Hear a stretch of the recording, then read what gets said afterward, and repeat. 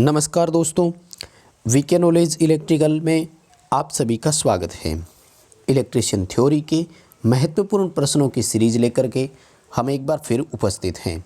दोस्तों, यदि आप एनसीएल का एग्ज़ाम देने जा रहे हैं तो ये वीडियो आपके लिए बहुत महत्वपूर्ण साबित हो सकता है, ज़रूर देखिए। साथ ही यदि आप आईटीआई कर रहे हैं और अभी रिसेंटली आपका एग्ज़ाम होना है आईटीआई सेकेंड ईयर का इलेक्ट्रिशियन थ्योरी के, ये बहुत महत्वपूर्ण प्रश्न है। आईटीआई के लिए भी इम्पोर्टेंट रहेंगे और एनसीएल के एग्ज़ाम की दृष्टि से भी इम्पोर्टेंट रहेंगे। इसलिए सभी क्वेश्चन को लास्ट तक आप जरूर देखना। प्रत्येक क्वेश्चन का आपको कारण सहित उत्तर समझाएंगे। यदि क्वेश्चन पसंद आ जाए तो वीडियो को लाइक कर देना, अपने फ्रेंड्स को भी आगे शेयर आप इसे ज़रूर कर देना। आप हमारे चैनल पर नए हैं तो चैनल को सब्सक्राइब ज़रूर कीजिएगा, क्योंकि चैनल पर आपको इसी तरह के नोटिफिकेशन अपडेट मिलते रहते हैं।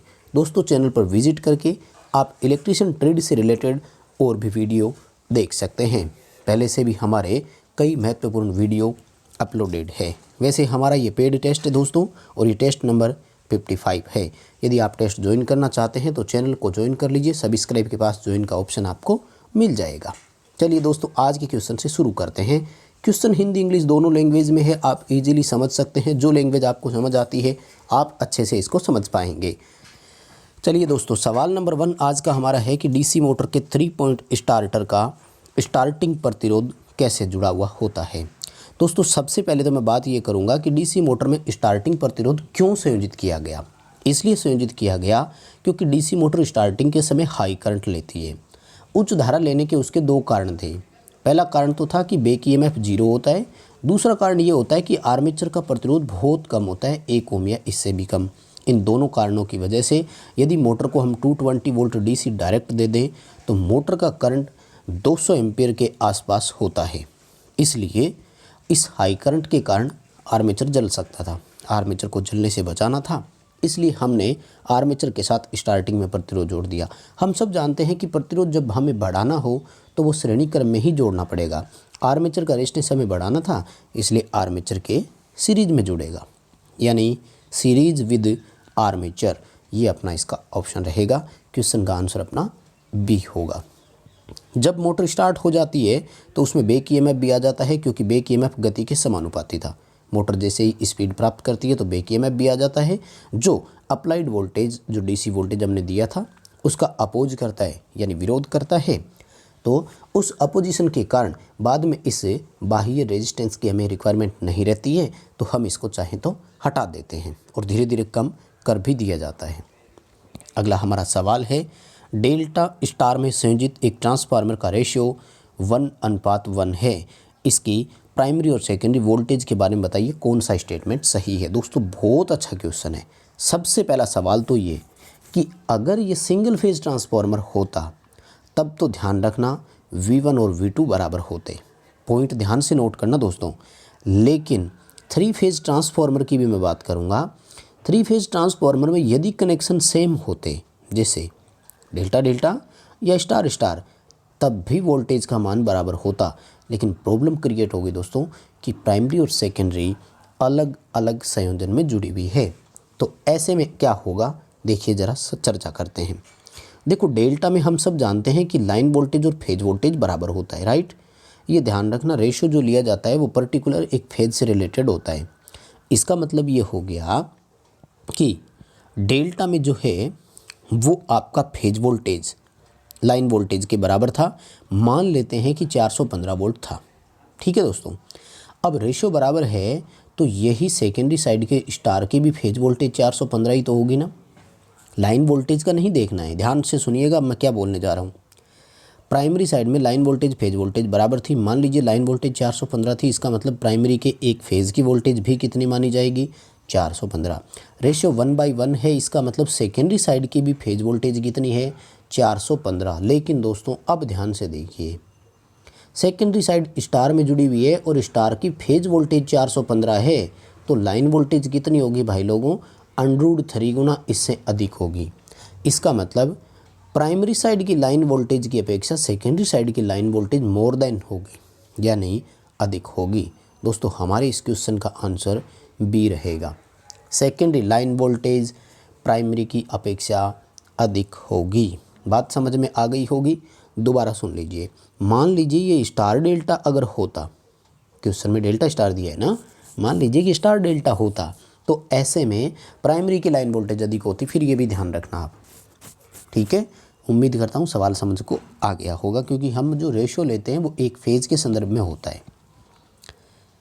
अगला हमारा सवाल है, समांतर में परिचालित दो अल्टरनेटर के बीच भार को हम कैसे परिवर्तित कर सकते हैं। साथियों, मैंने आपको कई बार बताया है, एक अल्टरनेटर जब दूसरे अल्टरनेटर या ग्रिड के साथ सिंक्रोनाइज हो जाता है तो उसके बाद में हम उसकी एक्साइटेशन यदि परिवर्तित करते हैं तो उस अल्टरनेटर की वोल्टेज पर कोई फ़र्क नहीं पड़ता है, एक्साइटेशन से उसका पावर फैक्टर बदलता है।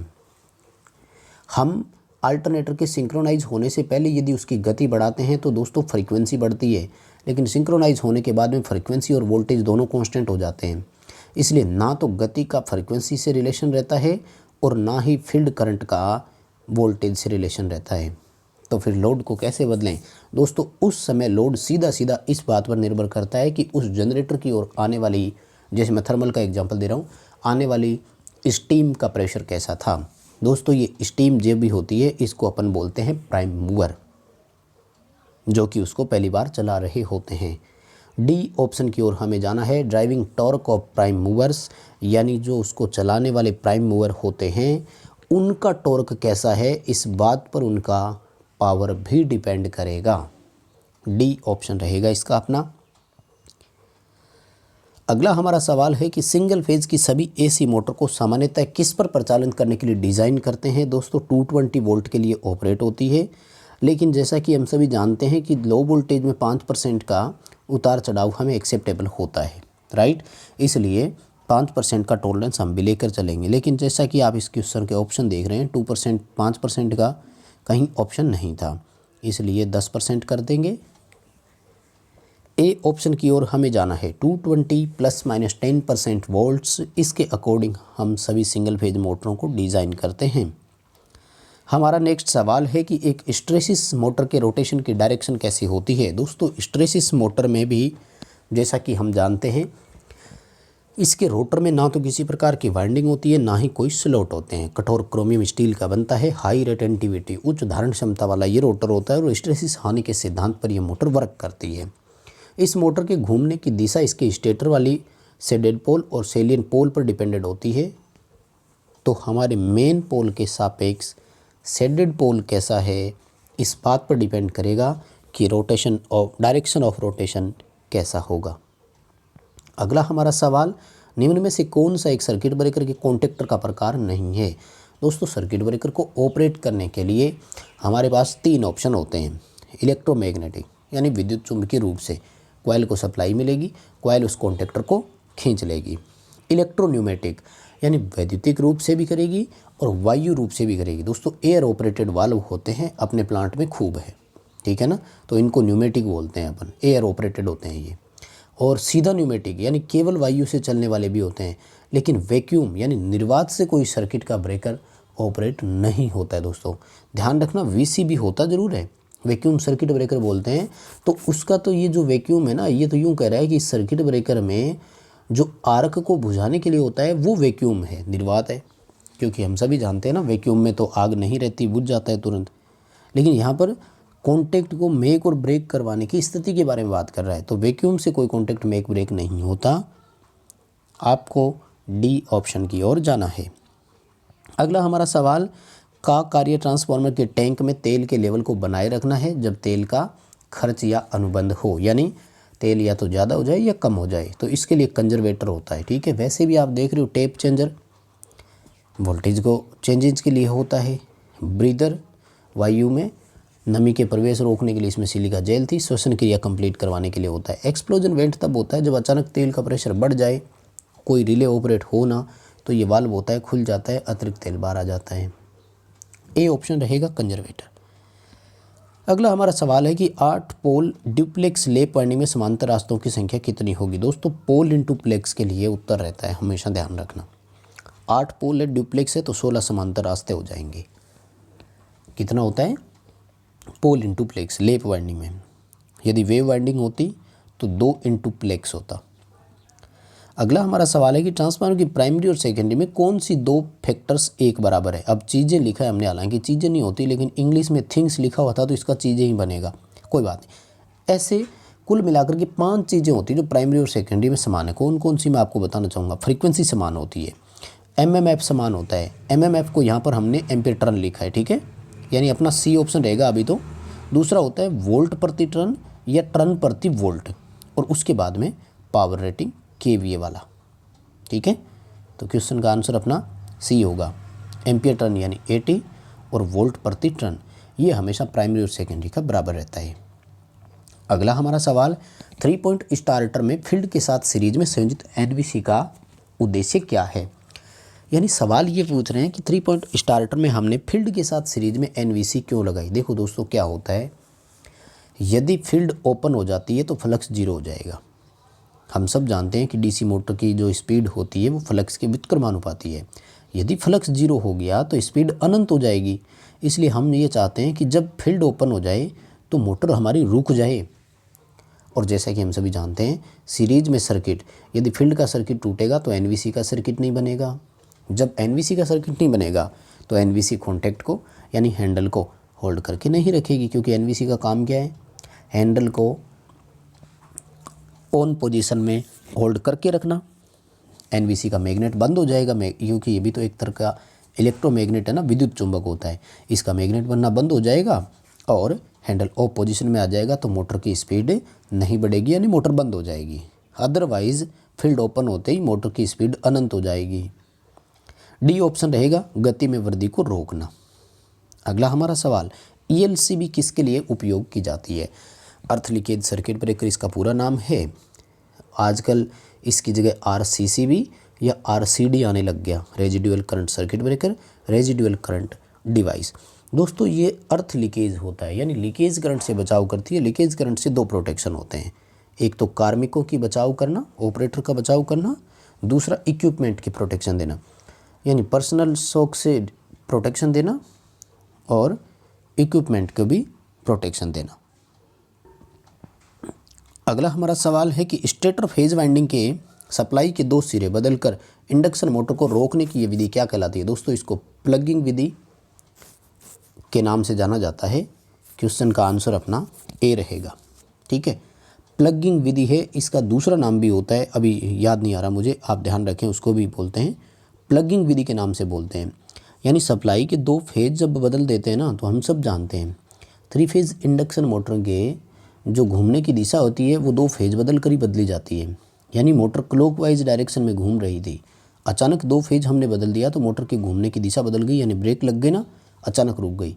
हालांकि ये विधि प्रैक्टिकली सक्सेस नहीं है दोस्तों, क्योंकि मोटर का रोटर तुरंत जल जाएगा ऐसी सिचुएशन अगर होती है तो। क्योंकि मान लीजिए, क्योंकि इंडक्शन मोटर में स्लिप भी होती है, माना कि 1500 आरपीएम की मोटर थी तो वो 1440 आरपीएम पर क्लॉकवाइज रोटेट कर रही थी। हमने अचानक फेज सीक्वेंस बदल दिया, 1440 आरपीएम उसको एंटी क्लॉकवाइज रोटेट करना है, 2880 आरपीएम का डिफरेंस आया, इतना संभव होता नहीं है, तो रोटर जल सकता है। तो ये थ्योरेटिकल विधि होती है, वैसे ध्यान रखें प्लगिंग विधि के नाम से इसको अपन जानते हैं दोस्तों। ए ऑप्शन रहेगा। अगला हमारा सवाल, एक एनालॉग मल्टीमीटर का मापन करते समय उसका पैमाना अरैखिक होता है, कब मापन करेगा। तो दोस्तों करंट और वोल्टेज नापने के लिए तो मल्टीमीटर का पैमाना लीनियर यानी रेखिक होता है, लेकिन जब वो प्रतिरोध का मापन करता है ना तो पैमाना अरैखिक होता है, क्योंकि उस समय वो as a ohmmeter work करता है। और हम सब जानते हैं कि ओम मीटर का जो पैमाना होता है वो अरैखिक होता है। ए ऑप्शन रहेगा। एनालॉग मल्टीमीटर जब प्रतिरोध का मापन करता है तो उसका पैमाना अरैखिक यानी नॉन लीनियर होता है, जबकि करंट और वोल्टेज मापन करते समय उसका पैमाना रैखिक यानी लीनियर होता है। अगला हमारा सवाल, जब एक DC series motor AC supply से जुड़ी होगी तो क्या होगा। वो स्पार्किंग बहुत ज़्यादा करेगा, वो कम पावर फैक्टर के साथ चलेगा, उसकी दक्षता भी कम होगी। इसीलिए तो हमें सुधार करने होते हैं, हम इनमें कंपनसेटिंग बाइंडिंग का भी यूज़ करते हैं। हालांकि बाद में प्रॉपर वर्क वो कर जाती है सुधार करने के बाद। क्वेश्चन का आंसर डी रहेगा, ऑल अबव, यानी तीनों कमियां है same to same DC motor को अगर हम एसी पर लेकर आएंगे तब। अगला हमारा सवाल, पंच थ्रो आईजीबीटी का टाइम कैसा होता है। दोस्तों 2 तरह की आईजीबीटी होती है। पूरा नाम है इंसुलेटेड गेट बाइपोलर ट्रांजिस्टर। ये जो एन लेयर होती है ना, आईजीबीटी यानी insulated gate bipolar transistor, BJT का ये एक तरह से रूप होता है। 3 परत होती है। जैसे मान लीजिए एनपीएन है या पीएनपी अपन मान कर चलें, तो मान लीजिए कि पीएनपी है, तो ये जो बीच वाली एन परत होती है ना, पंच थ्रो में होती है, कि इसको बफर लेयर बोलते हैं। बफर परत के नाम से इसको जाना जाता है, और बफर परत होने के कारण इसका बहुत ज़्यादा टाइमिंग बढ़ जाता है। इसलिए रेक्टिफायर यूनिट इन्वर्टर में इन सब का सबसे ज़्यादा यूज करते हैं। तो फास्टर टर्न ऑफ और फास्टर टर्न ऑन दोनों हो जाते हैं, यानी रैपिडली ऑपरेट होना शुरू हो जाती है। इसको बोलते हैं पंच थ्रो आईजीबीटी। आईजीबीटी 2 तरह की होती है, एक नॉन पंच थ्रो आईजीबीटी, एक punch through IGBT. Punch through IGBT rapidly start stop के नाम से जानी जाती है, यानी फास्टर टर्न ऑफ होगी, फास्टर टर्न ऑन होगी। अगला हमारा सवाल, रोटेटिंग फील्ड प्रकार का अल्टरनेटर यूज करने का उद्देश्य क्या है। दोस्तों आपने देखा होगा कि अल्टरनेटर में या जनरेटर में 2 तरीके की चीज़ें होती है। क्या कि या तो फील्ड को रोटेट करवाया जाए, यानी फील्ड को घूर्णी रखा जाए, और चालक या आर्मेचर को स्थिर रखा जाए। तो बड़े जनरेटरों में यही होता है। दूसरा, यदि छोटा जनरेटर हो, जैसे डीसी का जनरेटर हो, तो जैसे तो उसमें आर्मेचर घूमता है, तो चालक को रोटेट करवाया जाए और फील्ड को वहाँ पर स्थिर रखा जाए। क्योंकि फैराडे ने यही कहा था कि चालक और चुंबकीय क्षेत्र के बीच में सापेक्ष गति होना जरूरी है, यानी या तो चालक गतिमान हो और चुंबकीय क्षेत्र स्थिर हो, या फिर चालक स्थिर और चुंबकीय क्षेत्र गतिमान हो, तब ईएमएफ उत्पन्न होता है। बड़े अल्टरनेटरों में हमेशा उस फील्ड को ही रोटेट करवाया जाता है, ध्यान रखना। इसका ये जो पर्पज होता है, मतलब ये होता है कि हमें केवल 2 स्लिप रिंग लगानी पड़ेगी, चाहे फेज कितने भी हो, और वो स्लिप रिंग भी किस लिए, रोटर को डीसी देने के लिए। क्योंकि रोटर घूम रहा है और एक्साइटेशन करना ज़रूरी है, तो डीसी सप्लाई देने के लिए हम 2 स्लिप रिंग लगाएंगे, डीसी मिल जाएगा उसको डायरेक्ट। और फेज कितने भी हो तो वो हम सीधे आउटपुट ले लेंगे, कहाँ से, स्टेटर की वाइंडिंग से। यानी हमें ईएमएफ प्राप्त करने के लिए किसी स्लिप रिंग और कार्बन ब्रश की आवश्यकता ही नहीं पड़ेगी, चाहे वो 3 फेज के लिए किया जाए, चाहे वो 6 फेज के लिए वाउंड किया जाए। इसलिए 2 स्लिप रिंग हमें केवल रोटेटिंग फील्ड के लिए देनी पड़ती है। ये बड़ा लाभ होता है, इसलिए सबसे अधिक इसका उपयोग हम करते हैं। अगला सवाल, स्लिप रिंग इंडक्शन मोटर का स्टार्टिंग टॉर्क कैसे बढ़ाया जा सकता है। रोटर के परिपथ में क्या लगाएंगे, सब जानते हैं, रेजिस्टेंस लगेगा। रोटर रियोस्टेट या रोटर रेजिस्टेंस सर्किट जिसको अपन बोलते हैं ना, बाहरी प्रतिरोध लगा करके। अगला सवाल है कि जब विक्षेपक और नियंत्रण दोनों बल कार्य कर रहे हैं और दोनों बल बिल्कुल संतुलित भी हो, तो एक मापी यंत्र का पॉइंटर किस पोजीशन में होगा। देखो, दोनों यदि संतुलित हो ना, तो हमें डैम्पिंग बल लगाने की आवश्यकता ही नहीं पड़ेगी। क्यों? क्योंकि नियंत्रक और विक्षेपक बल एक दूसरे की विपरीत दिशा में कार्य करते हैं। जब दोनों संतुलित होंगे ना, तो पॉइंटर बिल्कुल स्थिर हो जाएगा और फाइनल पोजीशन पर कभी दोलन नहीं करेगा। लेकिन ये दोनों कभी बैलेंस होते नहीं हैं, एक इनमें से कम या ज़्यादा होता रहता है, इसलिए हम अवमंदक बल लगाते हैं।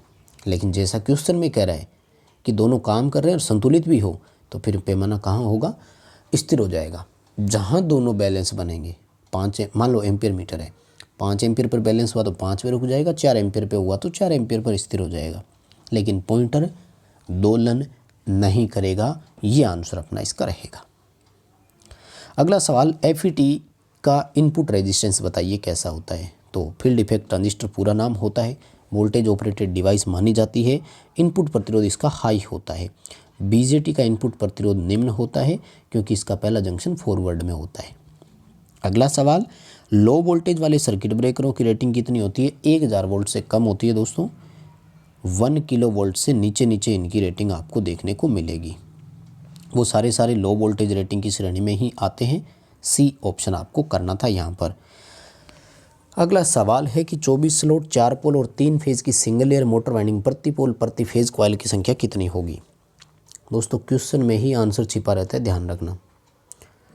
फॉर्मूला क्या बनेगा, टोटल कॉइल बटे फेज इनटू पोल। अब सवाल ये था कि यहाँ पर हमें कॉइल बताया नहीं है ना। देखिए, सिंगल लेयर दे दिया ना, तो 24 स्लॉट। सिंगल लेयर में क्या होता है कि स्लॉट की आधी कॉइल होती है, क्योंकि 24 स्लॉट है ना, तो एक स्लॉट में एक लेयर आएगी तो 12 कॉइल बन गई, फिर 4 × 3 करो तो एक एक आएगा, प्रति पोल प्रति फेज एक एक कॉइल होगी। अगला सवाल है कि यदि 2 इनपुट वेव एक समान आयाम की है, CRO में जो दे रहे थे, और उस CRO पर 90 डिग्री का फेज अंतर लागू होता है, तो लीसाजस पैटर्न जो बनेगा CRO की स्क्रीन पर वो कैसा होगा। दोस्तों बहुत ही अच्छा सवाल है।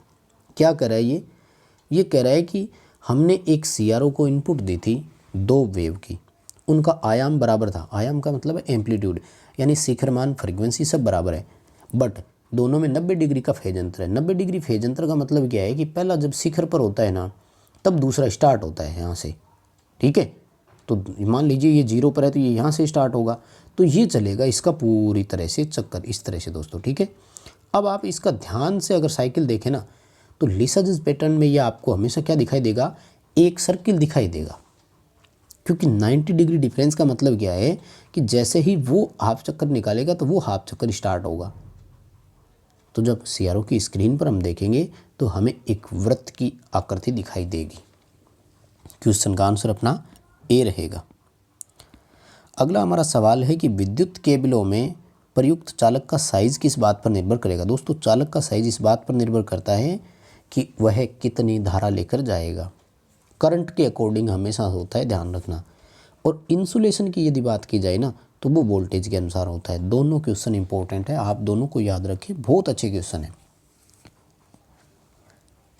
यानी चालक का साइज धारा प्रवाह पर, इंसुलेशन का साइज वोल्टेज पर। अगला हमारा सवाल, निम्न में से किसका कार्य अवशिष्ट धारा पर आधारित है। इंग्लिश में रेजिडुअल करंट बोलते हैं। ELCB हो गया, RCCB हो गया, RCD हो गया, एक ही बात है। Residual current circuit breaker, ELCB अर्थ लीकेज सर्किट ब्रेकर, एक ही बात है। अगला सवाल, डायनमोमीटर प्रकार के मापी यंत्र सामान्यतः कौन से होते हैं। डायनमोमीटर को सामान्यतः as a watt meter use किया जाता है, हमेशा ध्यान रखें। बहुत कम चांस है कि उसको एम्पीयर मीटर वोल्ट मीटर के रूप में हम यूज करें। क्वेश्चन का आंसर ए रहेगा। बस दोस्तों आज के ये थे 25 क्वेश्चन। उम्मीद करता हूँ वीडियो पसंद आया है। वीडियो पसंद आए तो लाइक ज़रूर करें, आगे अपने फ्रेंड्स को भी शेयर ज़रूर करें। आप चैनल पर नए हैं तो चैनल को सब्सक्राइब ज़रूर कीजिए।